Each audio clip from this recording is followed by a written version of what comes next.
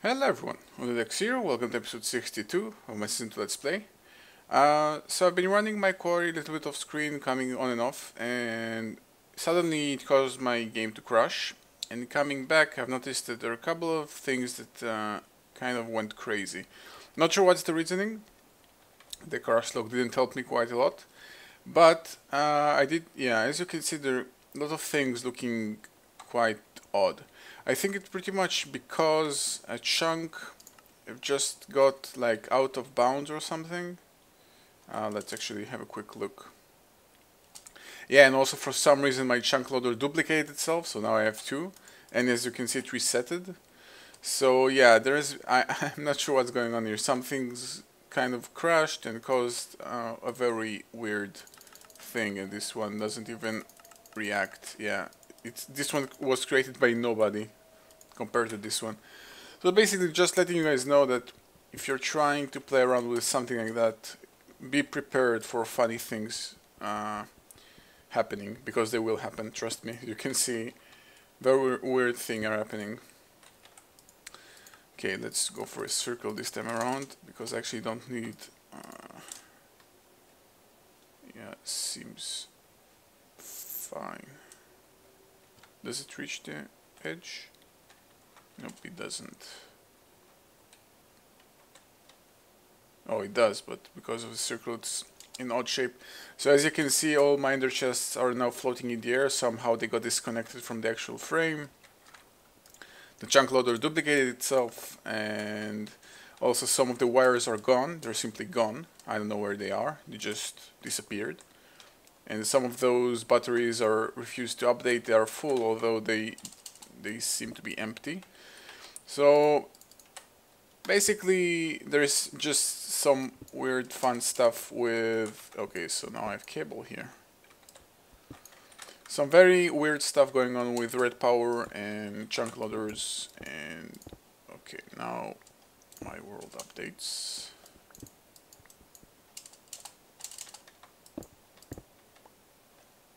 Okay. So let me try and fix this, see what's going on, and I'll be right back. Okay, so I fixed anything, but now because of this weird funny business happening, my breakers have pretty much missed like what, 1, 2, 3, 4 layers of some blocks because my ender chest detached and the block breakers had nowhere to send their blocks to. They stopped breaking blocks, so as you can see I do have some holes here, which unfortunately I'm gonna have to fix manually. There is no way around it. I could like trick my machine to go up and then down again, but that actually will not help me. I need to do it manually. It will be easier thing to do, so this is why I have a laser here. It will be kind of a long and boring process, but it will be a better solution. Just need to make sure that I don't take out the actual block breakers, and it should be fine.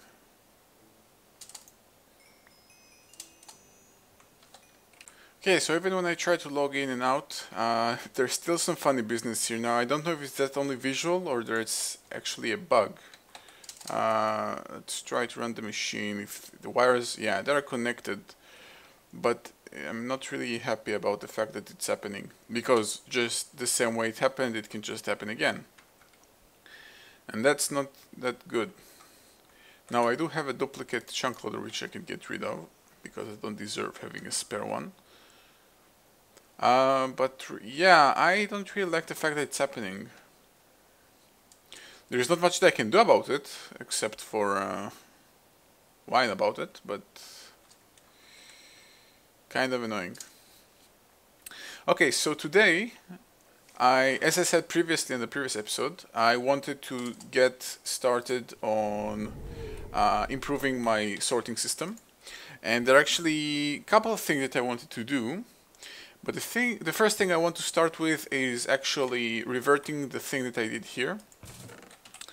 When I encountered a problem with ferrous ore and lead ore, I started instantly smelting them instead of doing anything with them. And I actually don't like doing that. I prefer to like use them properly, like smelt them properly. And I think it will be a good time for me to start exploring induction smelter, because the induction smelter actually has recipes which are more efficient than the other machines. The only drawback of that, at least in my opinion, is the fact that unlike industrial craft machines, they cannot be boosted. So induction smelter has basically a recipe for any type of ore.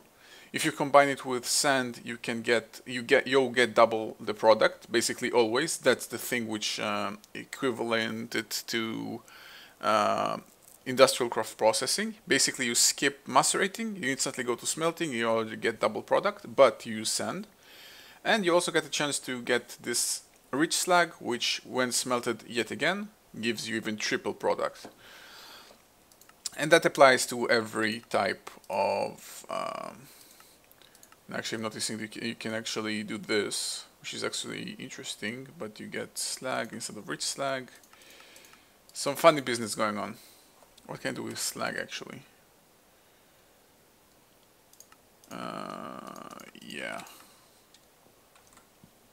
Anyway, because I can't actually boost it, and it probably will not keep up with my ore production system, or sorry, collection system, and I don't want to create a bunch of them, I'm simply going to start by creating just one, and simply redirect all the ferrous and lead to it. So I once again double my ferrous and lead products. Even though I'm not using them that much, I don't really want to lose that much as well.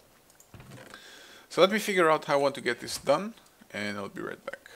Okay, I pretty much have a plan in mind, but first I'm going to need to craft it, obviously. I used to have one, but I uncrafted it when I discovered my uncrafting table, which I wanted to test how it works, so will be a good idea to craft a new one. I think I should have pretty much everything that I need, actually. Yeah, because I uncrafted it when I did the invar and copper. So invar, copper, I actually don't need gold. And a bucket. Yep, I do have everything that I need. Okay, so I'm gonna start running a few tests, because the plan that I have in mind actually might not work. I need to go in the filter. Let's see. What I want to do is something like this. Let's have a filter. Okay, I'm going to need some paneling. Where is my panel? This is some really trickery which is about to go on here. If it will work, I'm going to be very pleased with myself, because I actually don't really plan on it to work, but it might work. Okay, I'm going to remove sand from being recycled, because I'm going to start using sand a lot more. So basically just remove it from the recycling priority. I'm going to add one piece of sand. Okay, let's just totally remove sand from here. A piece of sand into the filter. I'm going to place my induction smelter here, which is going to accept sand from the left slot. So the green slot, which is for sand, is going to be on the left, which is exactly like it is right now. And the other change is, let's do it like this. I'm going to need to recolor. I'm going to need the new color altogether as well. So where is my yellow paintbrush? And actually I'm going to need the new color altogether. So let's get another one of those tin. I'm going to need some... Okay, what does indigo give me? Indigo gives me blue. I already got a blue paint. Something which you can get easily, quickly. Okay, let's go for gray dye. So let's get the gray dye. Okay, let me quickly assemble a brush. Okay, so a stick and any type of wool gives me the paintbrush. Let's get the color done. So the paint can and a gray dye for a gray paint gives me a gray paintbrush. And let's store the actual bucket. Okay, so because with my current system, I'm actually doing pretty good with only one electric furnace and one macerator. The other two, this furnace here and macerator here, actually never work. So I even have a backup which is never being used at the moment. So I'm pretty good and pretty confident with what I have right now. So let's recolor this tube yellow. I'm gonna need a couple more tubes here. Yeah, it should be enough. And recolor.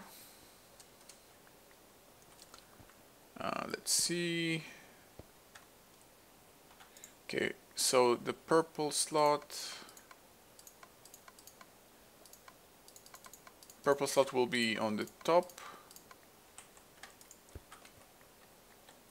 Actually, you would like to get another relay here, so I can have a buffer as usual. Will probably be a good idea.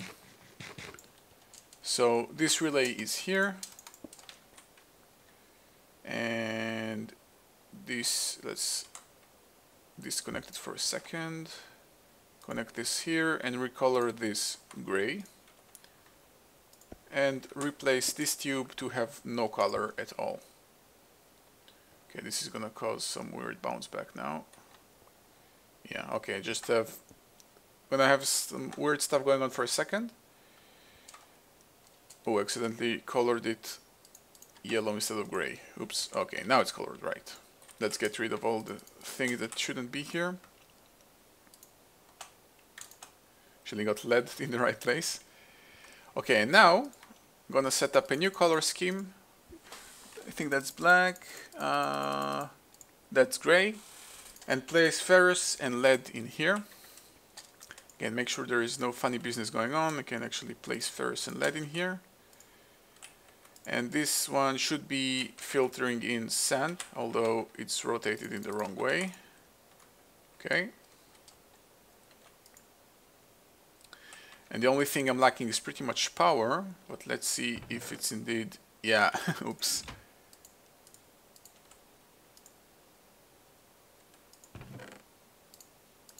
Okay, let's do this again.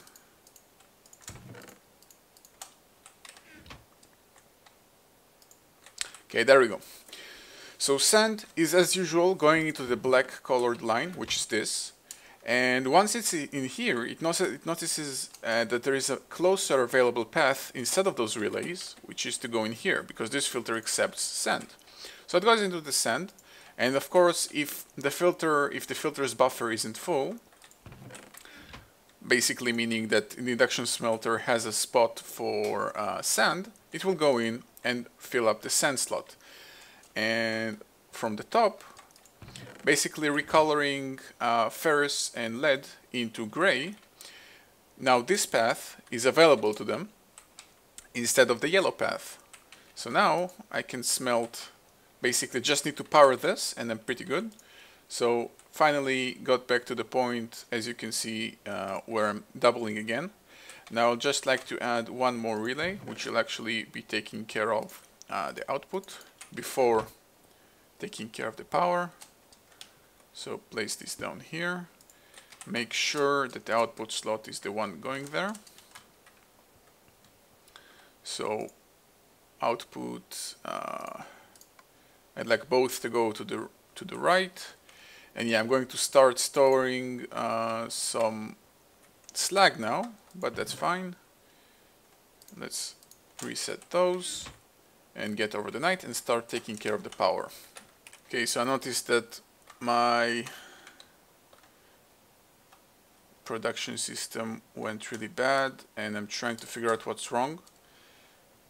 I noticed that there was a sudden slowdown for no apparent reason, so what I'm going to do is actually switch the direction and make it go down again. What is it being stuck with? What's the problem? It can go down, but it can't go up. Why can't it go up? Am I missing an invisible block? What's going on? This is something that I actually should have anticipated, that red power isn't exactly super debugged at the moment. It may cause some problems. And what's going on? Why did it stop? Okay, I'm gonna have it to let it complete the cycle now to make sure that it stays leveled. So it's gonna have to go to the bottommost, and it missed some blocks here. What? How is that even possible? Oh, and by the way, whatever I did, which make it go down again, this is, by the way, assuming that this doesn't break again, should solve any problems. because the moment it gets to the bottommost layer, basically bedrock, it will simply keep trying going down until it can't, obviously because it can't. And once the timer finishes and gets to the maximum level, then again it will go up again. So the cycle resets itself, basically fixing itself. However, I don't know why did it stop altogether in the first time. And I'm trying to look for a problem and I'm not seeing anything. I actually would have expected kind of like a gravel or something falling down here, but I don't actually notice anything. So why did it stop? No idea. Okay, now thinking about it, this actually won't solve anything, because now it will try to go forward and get stuck here. Okay, I'm going to try and modify something with this quarry with this system to make sure that it even also takes care of that kind of a problem. And that will actually require me to get, what I'm thinking about is getting another whole line of block breakers, just as I did below, just on top. So as you can imagine, it will simply take care of everything above those block breakers, and basically will make sure that they have no problem. Actually, yeah, let me quickly do that and I'll be right back. Add this array of block breakers. And I'm not worried about my other system, because since this system is not collecting anything, my other two quarries are doing very, very slowly. I'm not really worried about anything else in the meantime. So quickly going to take care of that and I'll be right back. Now what, I actually changed my mind. I'm going to finish this project first. I don't want to get sidetracked and then forget about it. Quickly finish this project first and then get back to my fixing my red power quarry. So what I was thinking about is getting an electrical engine, which is basically a buildcraft engine that is powered by industrial craft energy. So, and the good thing about it is, unlike say other engines, this one knows how to accept energy, and it will never waste energy. And if it overloads, like if it overheats, it will simply stop, and then if it can use energy again, it will resume itself. Basically, it's kind of a very, very intelligent type of engine. So let's get some tin gears. There are two ways to get them, if I recall correctly. Yeah, there is this tin gear and there is this tin gear. I prefer this recipe, it's faster. Whether or not one of them is unbalanced or not, I prefer this one, it's simply faster. So let's get two tin gears, and I'm going to need, what else? A piston, a piece of glass, and some tin.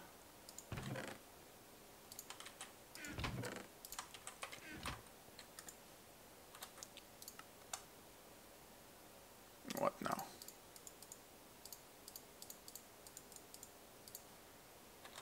Okay, tin gears, a piston, and tin. What's the problem?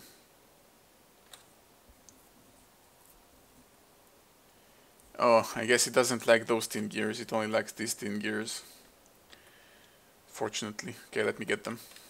Okay, so I got myself those two special tin gears. Let's complete them and complete the actual recipe. Now the good thing about electrical engines is that you can actually upgrade them. As you can see, there is an upgrade slot. And there are a couple of different upgrades that you can place. I'm gonna go for iron electron tubes. And I think I should still have some spare ones. Nope, exactly those are the ones that I'm missing. So let me get an iron electron tube. Let's see. I think that's the best one. Yeah, I'm pretty sure that's the best one for me. There are a type of other upgrades. Let's just go for this. So I did take this machine off because it was wasting energy that I didn't really want to waste. Let's place the sand back. And actually wool glass, it will be faster. Get some iron, get some redstone. With glass it will simply be kind of faster. So it will be a good idea to use glass. So iron and redstone. Okay. Again, I'm going to take this off because it's simply wasting energy. Which, if I can afford not to waste, I rather not waste.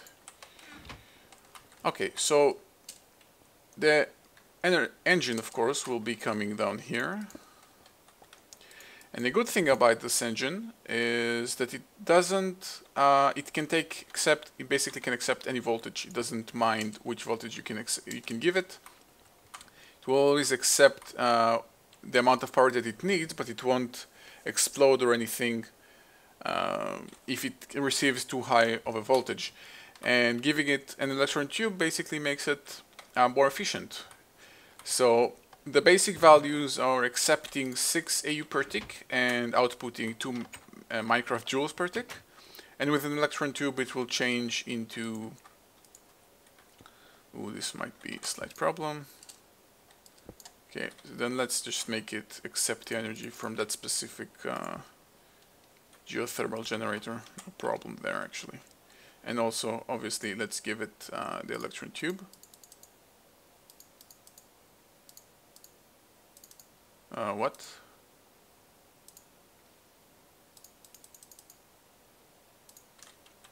Why doesn't it upgrade? Okay, so quite derpy of me. I actually missed an entire whole step in that process of adding upgrades to the machine. Now, at first, I think it shouldn't run yet because it does require a redstone signal. So let's apply a redstone signal just to make sure it runs yet. It won't be so efficient, but at least it will start running until I can get the actual upgrade going. So unlike other engines, you actually have to supply it with a redstone signal. There is no nice way to go around it. So let's just get a torch, which apparently I don't have here. So at least it's still running while not being upgraded, being fully efficient. It still runs. Okay, there we go. However, I don't like the fact that, yeah, I'm not a big fan of this entire setup. Let's get energy from the side here, so it does accept a proper amount of energy.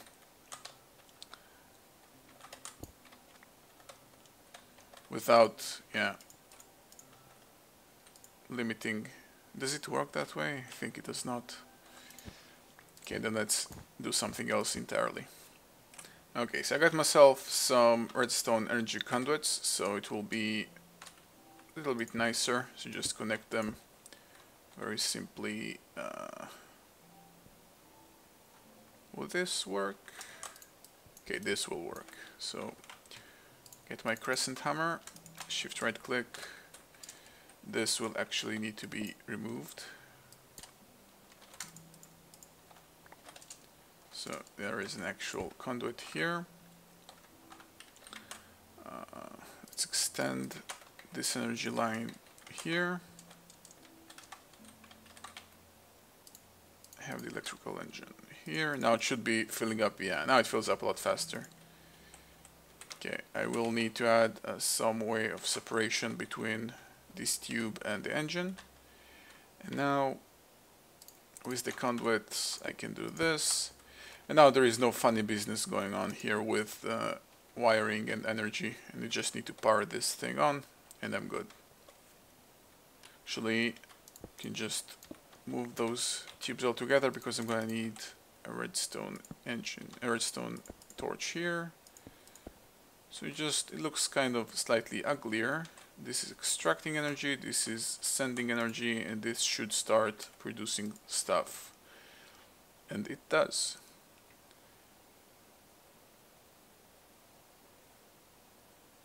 There we go. So now it's working kind of slowly.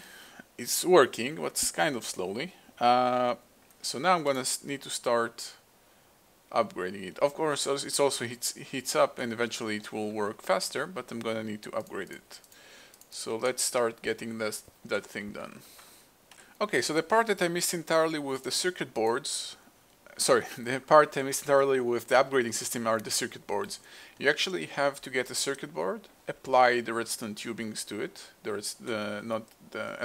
electron tubes to it, and then every type of electron tube adds a different type of upgrade. I misunderstood it completely because I've never done it before, and unfortunately that's the result. Anyway, there are 4 types of boards. I think that's simply the amount of upgrades that they can take, but I actually am only interested in 3 types of upgrades, so I'm gonna go for the refined circuit board, which is iron and redstone. So let me get those. and I create them in a carpenter and not... Yeah, okay, so let's place the materials here. And I'm going to need some water, of course, because you must have water in the process of making a carpenter, right? This is sometimes just silly. Okay, so I got one made. I'm gonna let actually another one get made, and there's no problem there. I'm going to need a soldering iron. That's the actual tool. Okay, I'm going to need some more water anyway. That's the tool of which you apply the upgrades to the circuits. So I'm gonna need bronze for it. Should have some spare bronze in my industrial craft chest. Apparently not. Let's just make some more bronze. Okay, so quickly making 4 bronze ingots and applying the recipe. So how is it looking like? Okay, so 3 iron ingots and a bronze ingot gives me soldering iron. I think that thing takes durability, not sure. We'll find out. Okay, and now I can actually apply more upgrades than I thought because I misunderstood it wrong again. So I want the bronze as well and the tin. Copper is the one that I don't want, and the other tubes makes kind of no sense. So I'm gonna add the iron tube. As you can see, it will add efficiency. The tin one, it will add boost, and this one will add boost rank 2, and you can actually apply all 3. Now this circuit board applies the following sort of say buffs. Like this is how it will improve upon the engines. It will reduce the intake by 1 EU, and then it will increase the efficiency in the following way. It will increase the output by 2 microjoules, but increasing the consumption by 7 EU, and then again this is the rank 2 boost, increasing by more output and consuming more energy. So should now just be able to apply it like so, and this one will work faster and basically generate more energy, a lot more energy, as you can see. And I think to take it out I simply do this. Yep, there you go. Okay, so the soldering iron doesn't lose durability. That's actually quite nice. There you go. This is actually, if you got a proper generation of Industrial Craft EU, that's actually a much easier way of using Buildcraft energy, in my opinion at least. Easiest being magmatic engines, but then you're gonna have to keep supplying it with lava, of course. So now I'm back to doubling my lead and ferrous product, and I can start also collecting slag, which I think the only uses is generate triple product, and that's it. Yeah, no other use. So just gonna store it for now. Okay, I'm noticing that the engine should start overheating and actually shut down, which is something that I actually would like because I don't like it wasting energy. But I think the amount of EU that the conduits waste, and saying this in air quotes because they're not actually wasting it, is too much for the engine to actually run like overheat. So I'm going to add a very simple band-aid solution here. Simply add, yeah, now it's overheated because, okay, there we go. It didn't overheat, but it's gonna overheat soon. So basically just gonna add the energy cell here. There's an energy cell, so the output will be going into here, and unlike conduits, this one doesn't have any consumption of energy. So once this is full, it will actually stop and will also act as an actual buffer. And just change this one to consume, to extract, and this one to consume. Okay, I'm quickly gonna create my block breakers off screen and apply my fix to my quarry before ending the episode, hopefully making it viable again, because right now it has a problem. So I'll be right back. Okay, so I got my additional stacks of frame tubes and block breakers. I'm gonna simply just start applying them. Very simply, do basically just the same as I did in my other layer, and simply add one additional layer of frames here, and then block breakers here. Obviously, those chests will have to be moved, but yeah, pretty much Nothing too fancy about it. So, be right back. Okay, I officially encountered a problem. This entire circuit will need to be moved. So even though I originally thought that I was creating too large of an area, apparently it's too small of an area. It's actually just short on one block. I think I can do some maneuvering here, but it may require some touch. Anyway, I'm going to do this completely off screen. I'm going to just show you the final result. Okay, so I believe I've taken care of it. The only slight change that I've added is adding this ender chest here. Basically now there are 7 on the line here and 1 here. Which is also connected for a specific reason, which I think may solve if that thing happens again. It may solve the problem. If for some reason, I don't know, there is a chunk update or something weird or something that's not supposed to happen, and those things detach, that additional block, that additional chest will supposedly remain here, or I don't know, if for some reason it kind of acts weird, it will just block everything else. I don't know, it seems like kind of a solution in my mind. In terms of the logic and circuitry, it's actually a lot simpler than I thought. I had all the bundled cable that I had here was kind of useless. Changed the timer here. It has 5 seconds delay or 5-second cycles, and pretty much this circuit stays exactly the same, except for the fact that now I don't have the bundled cable here and it doesn't look very odd. So the counter is resetted. It should be going up from here, so this direction is up, and hopefully it should be running fine. And it's not fine. Something is not happy. I did add covers to everything, and everything should be connected. Let's try and figure out what's the problem. Okay, hopefully found the problem. For some reason during all that entire crazy thing, also my battery here reset or something, and then I didn't notice that there wasn't a wire here connecting it. And actually in the process also took down that extra chest here. I thought that was causing the problem. Maybe it was causing a problem, but it wasn't causing the problem, because this was definitely a problem. An unpowered motor cannot do stuff. So yeah, let's see if it's working now. Hopefully it will. There we go. Okay, so I also thought it may have been a problem that I may have reached the frame limit within my current limitations. The config allows for